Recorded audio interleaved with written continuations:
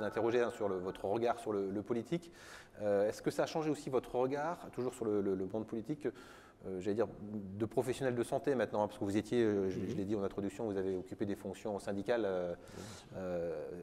donc vous aviez certaines revendications. Est-ce que du coup maintenant vous êtes moins dur, j'allais dire, avec le monde politique, moins revendicatif, parce que vous savez qu'on peut pas tout ne peut pas se régler justement en 15 jours? Mais je pense que ça, c'est la vraie richesse de cette expérience.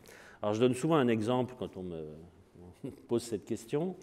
Et puis, dans des travaux que je faisais avant sur le leadership, j'utilisais aussi cet exemple. Vous prenez une caisse en carton, vous mettez à l'intérieur un cône de chantier par exemple. Vous faites un trou sur le côté, un trou au-dessus. Donc, quand j'étais professionnel de santé syndicaliste, j'avais la vision par le côté. Et quand on me demandait ce que je voyais, je disais je vois un triangle. Politique, vous avez une vision par le dessus et vous voyez un cercle. Et quand vous avez ces deux visions, vous savez que c'est un cône à l'intérieur. Et je crois que ça, c'est très très riche.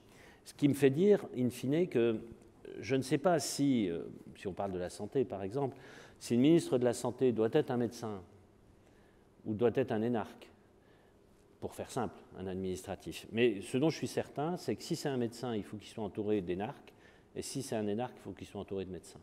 Cette double vision des choses est essentielle. Il n'y aurait rien de plus dangereux qu'un médecin entouré de médecins et un administratif entouré d'administratifs. Je crois que ça, c'est vraiment quelque chose de précieux qui permet effectivement d'avoir une vision différente.